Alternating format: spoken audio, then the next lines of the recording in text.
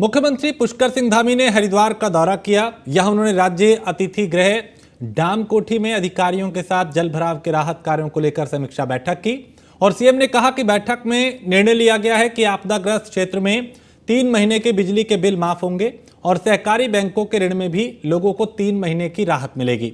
इसके अलावा आपदा प्रबंधन विभाग के आकलन के बाद ही आपदाग्रस्त इलाके घोषित किए जाएंगे, क्षेत्र घोषित किया जाएगा। बारिश के कारण हुए जल भराव पर बोलते हुए मुख्यमंत्री ने कहा कि हमारे द्वारा चाहे शहरी क्षेत्र हो या फिर ग्रामीण क्षेत्र, सभी क्षेत्रों में जल भराव की स्थिति से निपटने के लिए एक दीर्घकालिक प्लान तैयार किया जा रहा है। आने वाले वक्त में जो चुनौतियां आ सकती हैं उन पर विचार करके इस प्लान को तैयार किया जा रहा है।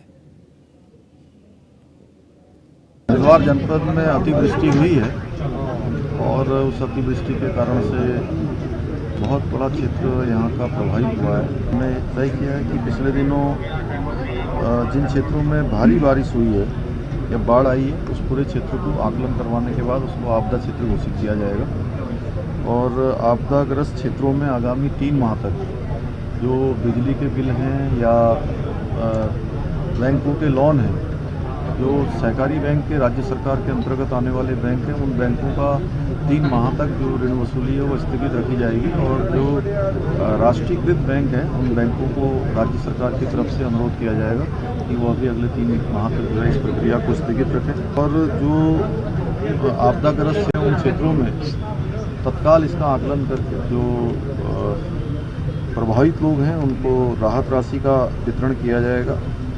साथ में जो पूरा क्षेत्र जिस प्रकार से आपदा एकदम बहुत ज़्यादा हुई है, जल भराव ज़्यादा हुआ है, उसके लिए एक बाढ़ प्रबंधन की विस्तृत योजना और दीर्घकालिक योजना पर काम किया जाएगा, जिसमें तटबंध से लेकर और जो भी ड्रेनेज का प्लान है वो सारा का सारा बनाया जाएगा। और भविष्य में ये जो नदियों का जल स्तर है वो लगातार बढ़ता जा रहा है, जिससे पहले के समय में जो बरसात का पानी होता था वो तत्काल चैनलाइज होकर निकल जाता था। उसके चैनलाइजेशन के लिए जो भारत सरकार के और राज्य सरकार के स्तर पर काम किए जाने हैं उस पर भी काम किया जाएगा। और जो हमारे आपदाग्रस्त क्षेत्र हैं वहाँ पर स्थायी रूप से बाढ़ राहत के जो केंद्र हैं वह भी हम बनाएंगे और जहाँ पर जल भराव की स्थिति चाहे शहरी क्षेत्र है या ग्रामीण क्षेत्र की में ये स्थिति उत्पन्न हुई है वहाँ पर एक ड्रेनेज प्लान दूरगामी और निकट भविष्य में आने वाले समय में जिस प्रकार का निर्माण कार्य हुआ है उसको ध्यान में रखते हुए उसको बनाया जाएगा। जो हमारी सोलानी नदी है और इसके आसपास का जो बड़ा वाला क्षेत्र है, चूँकि वो छोटे प्लान से उस पर काम नहीं चलने वाला है, उसके लिए एक विस्तृत प्लान की आवश्यकता है।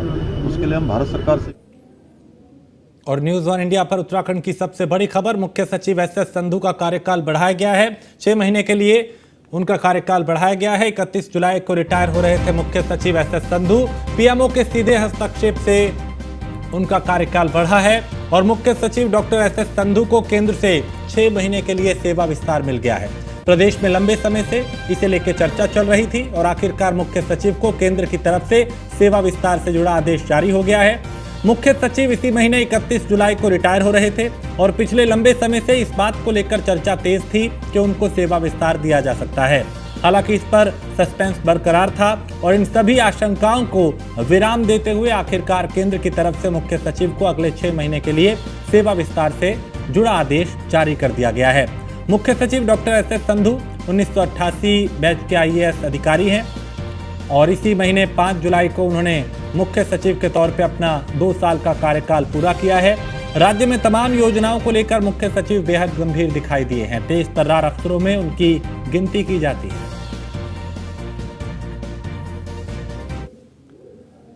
उत्तराखंड सरकार दिसंबर के दूसरे सप्ताह में ग्लोबल इन्वेस्टर समिट आयोजित करने जा रही है। अधिकारियों का दल जो लखनऊ, अहमदाबाद और दिल्ली गया था वो लौट आया है। मुख्यमंत्री के सचिव व सचिव उद्योग विनेश शंकर पांडे ने न्यूज़ 1 इंडिया से बात करते हुए तैयारियों और दौरे के बारे में विस्तार से बताया और उनके मुताबिक सभी तैयारियों का जायजा लिया जा रहा है और राज्य में एक शानदार आयोजन हो जिसमें सिर्फ एमओयू नहीं बल्कि योजनाओं की ग्राउंडिंग दिखे, यही मुख्यमंत्री जी का प्रयास है और इसी दिशा में काम किया जा रहा है। हमारी जो इन्वेस्टर समिट है ये माननीय मुख्यमंत्री जी का बड़ा ही स्पष्ट इसमें निर्देश है और उनकी अपेक्षा है कि ये बहुत ही अच्छे ढंग से होनी चाहिए और मुख्य उद्देश्य इसका ये है कि हम ज़्यादा से ज़्यादा इन्वेस्टर्स को अपनी देवभूमि में ले आएँ और जो भी उद्योग आएँ वो रोज़गार परक हों, जितने मैक्सिमम यहाँ के युवाओं को रोज़गार मिले, ये हमारी सर्वोच्च प्राथमिकता है। और मुख्यमंत्री जी के निर्देशानुसार चूँकि अभी हाल के दिनों में उत्तर प्रदेश में बहुत ही सफल आयोजन हुआ था इन्वेस्टर समिट का और गुजरात में वाइब्रेंट गुजरात आप सभी लोग जानते हैं कि काफ़ी फेमस रहा है और काफ़ी उपलब्धियां प्राप्त हुई हैं उसको। तो इन दोनों राज्यों में एक हायर डेलीगेशन गया था हमारे एसीएस आनंद वर्धन सर के नेतृत्व में और हम लोगों ने वहां जाकर वहां के जो संबंधित अधिकारी हैं उनसे विचार विमर्श किया, उनकी तैयारी कैसे हुई, उनका रोड मैप क्या था, कितने इन्वेस्टमेंट आए, किस तरह का वहाँ कार्य हुआ, इन सब चीज़ों का हम लोगों ने बड़ा विस्तृत अध्ययन किया। और निश्चित रूप से आप कहीं जब बाहर जाते हैं और अध्ययन करते हैं तो उसका लाभ मिलता है, कहीं अगर कमियां रही हैं तो उसको हम सुधार सकते हैं। तो इन सारे अनुभवों को आपस में शेयर किया गया है और उम्मीद करते हैं कि हम लोग भी अपने यहाँ इसका काफ़ी सफल आयोजन संपन्न कराएंगे। सर आगे क्या तैयारी है? देखिए इसमें मुख्य रूप से हम लोगों का जो प्रयास है वो यही है कि जब माननीय प्रधानमंत्री जी का यहाँ दिसंबर में जो हम लोगों की संभावित तिथि बन रही है सेकेंड वीक में, जब उनका यहाँ पर आगमन हो तो उस समय तक हम लोग काफ़ी कुछ ग्राउंडिंग करने की स्थिति में हों अपने इन्वेस्टमेंट की। इस सिलसिले में हम लोग देश के कुछ बड़े शहरों में मुख्य रूप से चाहे वो दिल्ली हो, मुंबई हो, बेंगलोर हो, चंडीगढ़ हो, इन सब सिटीज़ में हम लोग जाके अपने रोड शोज़ करेंगे जहाँ पर वहाँ के जो हमारे बड़े इन्वेस्टर्स हैं उनके साथ 1-to-1 बातचीत और ये बताएंगे हमारे स्टेट की यूएसपी है क्या, आप क्यों उत्तराखंड में इन्वेस्टमेंट करो। जैसे आप अच्छी तरह से जानते हैं कि उत्तराखंड में एक बहुत ही पीसफुल स्टेट है, लॉ एंड ऑर्डर का कोई इशू नहीं है, बेहतर एनवायरनमेंट है और जो 2 क्लस्टर्स हमारे बने चाहे हरिद्वार में सिडकुल या रुद्रपुर में, तो आप देखिए इस देश की नहीं इंटरनेशनल भी कोई कंपनी ऐसी नहीं जिसके वहाँ पर कल कारखाने न खुले हों। ये सब चीज़ें हम अपने इन्वेस्टर्स को बताएंगे और ये भी बताएंगे कि मुख्यमंत्री जी ने ईज़ ऑफ डूइंग बिजनेस के क्षेत्र में अभी हाल में ही आपको पता है कि एक्सपोर्ट प्रिपेयर्डनेस में हमारी रैंकिंग में बहुत सुधार हुआ है, हिमालयी राज्यों में हम सर्वोच्च स्थान पर आए हैं। ये सारी चीज़ें हम अपने इन्वेस्टर्स को बताएंगे। पॉलिसीज़ भी उनके काफ़ी फ्रेंडली बनाई गई हैं राज्य के हित को ध्यान में रखते हुए, तो इन सब चीज़ों। और मसूरी देहरादून विकास प्राधिकरण एक नया और बड़ा प्रयोग करने जा रहा है। तीर्थ नगरी ऋषिकेश में यूनिटी मॉल का निर्माण एमडीडीए करेगा। खास बात यह कि इस मॉल में अनेकता में एकता की झलक दिखेगी। दरअसल इस मॉल में अलग अलग राज्यों के उत्पाद मिलेंगे। वीसी एमडीडीए बंशीधर तिवारी ने बताया कि फॉरेस्ट विभाग की जमीन पर एमडीडीए इसका ट्रांसफर लेकर निर्माण करेगा और करीब 1000 करोड़ रुपए की मदद केंद्र सरकार से मिलेगी। इस निर्माण से तीर्थ नगरी में जहां देश दुनिया के लोग आते हैं उन्हें एक अच्छा शॉपिंग मॉल मिलेगा। देखिए यूनिटी मॉल की जो निर्माण है वो एमडीडीए के द्वारा किया जाएगा और एक ही छत के नीचे हमारे जो राज्य के उत्पाद हैं और जो भारत के अन्य राज्यों के जो मुख्य उत्पाद हैं वो सभी उसके नीचे मिलेंगे। जैसा कि आप नाम से ही देख रहे हैं, इसका नाम ही यूनिटी मॉल है और कहीं ना कहीं ये जो हमारी राष्ट्रीय जो हमारी विविधता है और इस विविधता में भी जो एक एकत्व है उसको ये रिप्रेजेंट करेगा माल। और हम लोगों ने लैंड भी आइडेंटिफाइड कर लिया है और उसकी डीपीआर और ड्राइंग डिजाइन बनाने की कार्रवाई कर रहे हैं। सर कब तक ये बनेगा और कितने बड़े में बनेगा, क्या प्रोजेक्ट है? इसको हम लोग शीघ्र ही बनाएंगे। जैसा कि मैंने बनाया, इसकी जो कंसल्टेंसी है उसके लिए हमने निकाला हुआ है टेंडर और कंसल्टेंसी फर्म का चयन करके हम लोग शीघ्र ही इसका डिजाइन और डीपीआर बनाने पर कार्य करेंगे। इसमें भारत सरकार से भी लगभग 1000 करोड़ की धनराशि हमें जो वित्तीय सहायता प्राप्त होगी और जो उसमें कमी आएगी उसमें हम लोग प्राधिकरण स्तर से उसको पूरा करेंगे। तो निश्चित रूप से पार्किंग की सुविधा है या एक ही छत के नीचे राज्य के और देश के विभिन्न जो महत्वपूर्ण। मणिपुर हिंसा पर सियासत तेज हो गई है। उत्तराखंड में कांग्रेस ने पूरे प्रदेश भर में केंद्र सरकार का पुतला दहन किया। देहरादून में महिला कांग्रेस और महानगर कांग्रेस की तरफ से संयुक्त प्रदर्शन किया गया। प्रदर्शनकारियों ने प्रधानमंत्री और केंद्रीय गृह मंत्री का पुतला फूंका। महानगर कांग्रेस कमेटी के अध्यक्ष डॉक्टर जसविंदर सिंह गोगी ने कहा कि मणिपुर हिंसा पर केंद्र सरकार ने कोई कार्रवाई नहीं की, सरकार की कथनी और करनी में अंतर है। वहीं बीजेपी के प्रदेश अध्यक्ष महेंद्र भट्ट ने भी इस घटना पर गहरा दुख व्यक्त किया। उन्होंने आरोपियों को मृत्यु दंड की सजा दिए जाने की मांग की। घटना बहुत ही दुखद घटना है। नारी सम्मान के प्रति हमारे दल का अपना एक अलग पक्ष है और जो भी संगठन राजनीतिक दल इस पीड़ा में आवाज़ उठा रहे, हम भी उनके साथ खड़े हैं। ये घटनाएं ना हो, इसके लिए प्रधानमंत्री जी ने इसे विशेष रूप से संज्ञान लिया है, गृह मंत्री ने संज्ञान लिया है। कुछ गिरफ्तारियां हुई हैं और कड़ी कठोरतम सज़ा। मैं तो आज वहाँ के मुख्यमंत्री का बयान पढ़ रहा था कि अगर मृत्यु दंड का भी प्रावधान हो तो ऐसी सज़ा ऐसे दुष्टों को देनी चाहिए। नारी सम्मान के प्रति मेरा दल शुरू से ही इन सब विषयों पर आवाज़ें उठाता रहा है। घटना घटित हुई है मणिपुर में, पूरे देश को शर्मसार किया है। मात्र हत्याकांड का मामला नहीं है ये। पहले उन महिलाओं को नग्न अवस्था में घुमाया गया, उसके बाद हत्या की गई, उनके परिवार के लोगों की हत्या की गई, जो कि बहुत ही शर्मसार है। और जहाँ जहाँ भाजपा की सरकार है वहाँ वहाँ ये घटनाएं बढ़ रही हैं। यहाँ भले अंकिता हत्याकांड का आज तक वीआईपी के नाम की खुलासा नहीं हुई। भाजपा की कथनी और करनी में जमीन आसमान का फर्क है। एक तरफ तो बेटी बचाओ और बेटी पढ़ाओ का ये नारा देते हैं, और दूसरी तरफ जहाँ जहाँ इनकी सरकारें हैं। रुड़की के सिविल लाइन कोतवाली क्षेत्र में गंगनहर किनारे स्थित बीजेपी विधायक प्रदीप बत्रा के कैंप कार्यालय पर जमकर हंगामा देखने को मिला। हंगामे के चलते कार्यालय के कर्मचारी और नगर निगम के पार्षदों के बीच तीखी नोकझोंक हुई। वीडियो भी सोशल मीडिया पर वायरल हो रहा है। साउथ सिविल लाइन के पार्षद सचिन चौधरी के द्वारा कानूनगो विजेंद्र कुमार के साथ मारपीट की गई, जिसके बाद पुलिस ने आरोपी पार्षद पर मुकदमा दर्ज कर 25,000 का इनाम रख दिया था। इसी के चलते शुक्रवार को बड़ी संख्या में पार्षद इकट्ठा हुए और बीजेपी विधायक प्रदीप बत्रा के कैंप कार्यालय पहुंचे, जहां पर जबरदस्त हंगामा हुआ। थे वो हमारे भाई सचिन है, उनके ऊपर एक 25,000 का इनाम था। उस प्रकरण में सारे पार्षद होकर विधायक जी से मांग करने गए थे कि देखो जी, इसमें आपस में कुछ फैसला होता हो या कुछ हो, इनमें आपस में निपटवा दो। तो उधर से एक निशांत राणा है, तो विधायक जी के यहाँ रह रहा है, गुंडा प्रकृति गया, कहीं केस है उस पर। उसने आगे बदतमीजी पहले एक पार्षद से करी, आशीष जी से, फिर आगे मेरे साथ बदतमीजी गाली गलौज करनी। तो उसमें विधायक जी ने कोई संज्ञान तो मेरे ख्याल से लिया नहीं। विधायक जी उसे अपने साथ गाड़ियाँ बिठा के ले गए। तो हमने पूछा भाई तेरी क्या क्या दिक्कत है? उसने कोई दिक्कत नहीं, गाली गलौज। और वही आदमी नंबर 2 के धंधे करता है। आप सत्यम पैलेस चले जाए, सत्यम पैलेस में आपको सब दूध का दूध और पानी का पानी चाहिए। चमोली में नमामि गंगे ट्रीटमेंट प्लांट में हुए हादसे में 16 लोगों की मौत और 9 लोगों के घायल होने के मामले में अब कांग्रेस और बीजेपी ने एक दूसरे पर आरोप प्रत्यारोप शुरू कर दिया। एक तरफ बीजेपी अध्यक्ष का कहना है कि इस मामले में सरकार गंभीर है, जो की मदद इस मामले में प्रभावितों की होनी चाहिए वो की जा रही है। वहीं अब कांग्रेस प्रदेश अध्यक्ष करण माहरा ने बीजेपी सरकार पर आरोप लगाते हुए कहा कि राज्य सरकार ने इस पूरे घटनाक्रम में मानवता नहीं दिखाई। सरकार को जिस तरह की मदद करनी चाहिए थी वो नहीं हुई। प्रभारी मंत्री तो हरेले के प्रोग्राम में वहाँ थे, इसलिए सौभाग्य से, नहीं तो जहाँ भी आपदा आ रही है इनके प्रभारी मंत्री नहीं जा रहे। आपने देखा है 7 दिन के बाद सतपाल महाराज हरिद्वार पहुँचते हैं, लेकिन वहाँ की स्थिति यह है कि जो यूपीसीएल के अधिकारी हैं, जो नमामि गंगे के अधिकारी हैं, मेरे पहुँचने तक नहीं आया था कोई भी जिम्मेदार अधिकारी। इसका मतलब सरकार का प्रेशर नहीं है। दूसरी बात हम कह रहे हैं कि जो जिम्मेदार अधिकारी हैं, जो कर्मचारी इसके लिए जिम्मेदार माने जा रहे हैं, उनके ऊपर हत्या का मुकदमा दर्ज होना चाहिए, हमारी मांग है। और सरकार के इंतजाम पूरे नहीं हैं। जिन लोगों को परसों कल सुबह फर्जी एसओजी अधिकारी बनकर रंगदारी मांगने और बोलेरो गाड़ी लूटने वाले 3 शातिर आरोपियों को उधम सिंह नगर पुलिस ने गिरफ्तार किया है। जो इस मामले का मुख्य आरोपी है वो कथित बीजेपी नेता बताया जा रहा है, जो अल्पसंख्यक मोर्चा का उपाध्यक्ष है। उसकी गाड़ी में बीजेपी का बोर्ड भी लगा है, जिससे आबादी से रंगदारी के नाम पे 5 लाख रुपए मांगे और ना देने पे उसकी कार ले ली। इस घटना से कहीं ना कहीं बीजेपी की छवि खराब करने का काम नेता ने किया है। इस पर बीजेपी मीडिया प्रभारी मनवीर चौहान का कहना है कि बीजेपी पार्टी एक ऐसी पार्टी है जो निष्पक्षता, पारदर्शिता से कार्रवाई करती है और निष्पक्ष कार्रवाई के निर्देश भी देती है।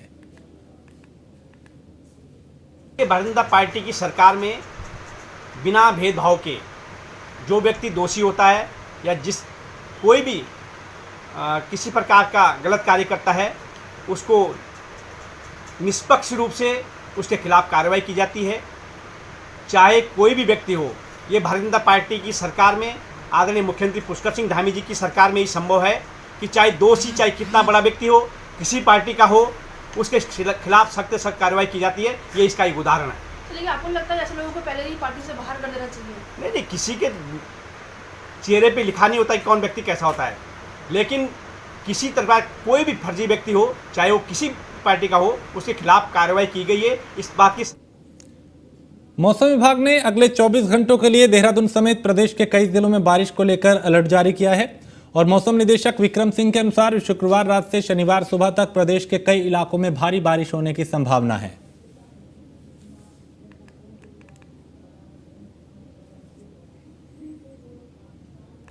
रानीखेत कर्णप्रयाग नेशनल हाईवे गैरसैंण के आगे काली माटी में पूरी तरह टूट गया और इस हाईवे पे कनेक्टिविटी बंद हो गई है। नेशनल हाईवे के दोनों तरफ वाहनों की लंबी कतार लग गई। एनएच जिस तरह क्षतिग्रस्त हुआ उसे देख के लग रहा है कि इसे बनाने में काफी समय लगेगा। वहीं नेशनल हाईवे टूटने से रानीखेत कर्णप्रयाग और रामनगर कर्णप्रयाग की आवाजाही बंद हो गई है। इसी मार्ग से कर्णप्रयाग होते हुए चौखुटिया और द्वाराहाट होकर रानीखेत पहुंचते हैं।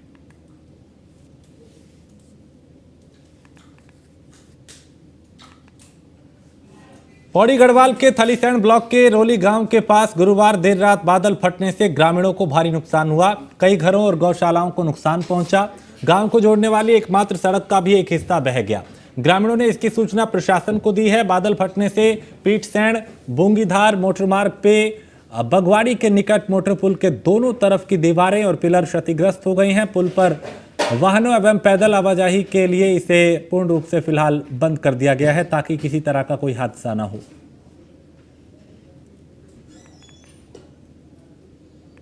मन में एसडीएम स्तर से जो सूचना ली गई है उसमें एक पर्टिकुलर फैमिली के 2 बैल और एक बकरी की डेथ है, तो P20 उसका बनवाया जा रहा है और उसे तत्काल जो मुआवजा दिया जाना है वो दिया जाएगा। सिमिलरली एक रोड कनेक्टिविटी जो ब्रीच हुई है उसमें एक ब्रिज की स्थिति खतरनाक होने के कारण ट्रैफिक रुकवा दिया गया और अल्टरनेटिव रूट जो है वो अगले 2 घंटे। वसंत विहार पुलिस ने थाना क्षेत्र के अंतर्गत संचालित हो रहे इस्पात सेंटर और हुक्का बार में छापा मारा। इस दौरान इस्पात सेंटर में गड़बड़ी मिलने पे उनके खिलाफ चालानी कार्रवाई कर जुर्माना वसूला गया। पुलिस ने सभी को 1 सप्ताह के भीतर व्यवस्था सुधारने के निर्देश दिए हैं। कार्रवाई के दौरान हुक्का बार बंद मिला। ये पुलिस की जो हम लोग लगातार कार्रवाई इसमें करते हैं कि जो स्पा सेंटर्स वगैरह जहाँ पर अनियमितताएं होती हैं इनकी लगातार चेकिंग की जा रही है। इसी क्रम में कल जो है थाना वसंत विहार क्षेत्रांतर्गत भी जो है वसंत विहार की टीम द्वारा स्पा सेंटर्स की चेकिंग की गई। जो नॉर्म्स हैं जैसे सीसीटीवी कैमरे और उनके रजिस्टर जो है कर्मचारियों का वेरिफिकेशन इत्यादि को लेकर के जानकारी प्राप्त की गई और जिनके द्वारा जो है नियमों का पालन नहीं किया जा रहा था उनके खिलाफ जो है चालान किए गए हैं। लगभग 28 चालान इसमें थाने द्वारा। स्कूली बच्चों की परिवहन सुविधा और सुरक्षा को लेकर परिवहन विभाग की नींद टूट गई है। परिवहन मुख्यालय ने स्कूल बस और वैन चालकों को वाहन का कुशलता और सुरक्षा के साथ संचालन का प्रशिक्षण देने का आदेश दिया है। पहले चरण में देहरादून के स्कूल बस और वैन चालकों को प्रशिक्षण दिया जाएगा। प्रशिक्षण से स्कूली बच्चों की सुरक्षा को सुनिश्चित किया जाएगा। सहायक परिवहन आयुक्त की तरफ से आरटीओ शैलेश तिवारी को दिए आदेश में बताया गया कि प्रशिक्षण स्कूल के अवकाश के दिन दिया जाए और ये प्रशिक्षण institute of driving and training research Jhajhra में दिया जाएगा। देखिए ऐसा है कि जो भी स्कूल में लगे हुए वाहन हैं, चाहे वो स्कूल के स्वामित्व वाले वाहन हैं या ऐसी स्कूल वैन्स जिनमें कि बच्चों को लेके जाया जाता है, उनको जो स्कूल परमिट दिया जाता है उसकी स्पेशल कंडीशंस होती हैं जिसके अंतर्गत सुप्रीम कोर्ट द्वारा दी गई गाइडलाइंस, साथ में सीबीएसई बोर्ड द्वारा जो एक नॉर्म्स डिसाइड किए गए हैं उनकी गाइडलाइंस को फॉलो कराया जाता है। अक्सर ये देखा गया है कि जो ड्राइवर्स हैं जो इन स्कूल वैन और बसेस को चला रहे हैं उनको इनका पूर्णतः ज्ञान नहीं होता है। तो हमारे द्वारा या परिवहन विभाग द्वारा एक प्रयास किया जा रहा है कि इन सभी जो स्कूल वैन के ड्राइवर्स हैं या स्कूल बसेस के ड्राइवर्स हैं उनको हमारे आरटीओ ऑफिस में प्रशिक्षण दिया जाए। वैसे तो वो खुद जानकार हैं लेकिन उनको विशेष बातें बतानी होती हैं जिससे जो बच्चों की सुरक्षा से जुड़ी हुई है। देखिए ऐसा है कि जो भी स्कूल उत्तराखंड के शिक्षा मंत्री पर व्यंग लिखना एक सरकारी शिक्षक को भारी पड़ गया। शिक्षक मुकेश प्रसाद बहुगुणा ने अपने सोशल मीडिया अकाउंट से शिक्षा मंत्री धन सिंह रावत पे एक ऐसा व्यंग लिखा कि शिक्षा मंत्री के समर्थक हेमंत नेगी इस पोस्ट को देख आग बबूला हो गए और शिक्षक की शिकायत लेकर शिक्षा विभाग जा पहुंचे। मुख्य शिक्षा अधिकारी ने शिक्षक पे जांच बैठाई और जांच पूरी होने तक अब शिक्षक को निलंबित कर दिया गया है। मैं शिक्षक होने के साथ साथ व्यंगकार भी हूं और पिछले 12-13 सालों से व्यंग लिखता आ रहा हूं, विभिन्न माध्यमों में, पत्र पत्रिकाओं में भी, सोशल मीडिया में भी। तो अभी कुछ मतलब शायद 7-8 दिन पुरानी बात है, मैंने एक व्यंग लिखा था। उस पर किसी हेमंत नेगी जी को आपत्ति है कि मैंने मंत्री जी के खिलाफ अभद्र भाषा का प्रयोग किया है, जबकि हकीकत में ऐसा है नहीं। अगर आप उस व्यंग को पढ़ेंगे तो आप खुद पाएंगे कि कहीं पे किसी व्यक्ति विशेष के लिए कोई अभद्र भाषा का प्रयोग नहीं किया गया है। उसको लेकर के उन्होंने शिकायत की थी और जांच बिठा रखी है, विभागीय जांच बैठी हुई है और मैं अपना उत्तर उनको। देखिए, एक प्रकरण जनपद पौड़ी में आया था। मुकेश प्रसाद बहुगुणा एक शिक्षक हैं जिन्होंने उच्चाधिकारियों के ऊपर, विभाग के ऊपर कुछ व्यंग्यात्मक लेख लिखे हैं। तो इसमें मैं स्पष्ट कर देना चाहता हूं कि अभिव्यक्ति की आज़ादी किसी को भी, जो सरकारी सेवक आचरण नियमावली है, उसकी छूट प्रदान नहीं कर सकती है। इसलिए उसकी मैंने जांच कराई थी और संबंधित शिक्षक के वेतन पर रोक लगाई थी। जांच आख्या आ गई है, उसमें गंभीर आरोप मुझे मिले हैं, इसलिए मैंने सस्पेंशन की संस्तुति करते हुए पूरी पत्रावली को निदेशालय भेज दिया है, क्योंकि अपर निदेशक माध्यमिक शिक्षा निदेशालय इनके नियुक्ति अधिकारी हैं, जो भी कार्रवाई है वहाँ से। और इसी के साथ इस बुलेटिन में फिलहाल इतना ही। आप बने रहिए न्यूज़ 1 इंडिया के साथ।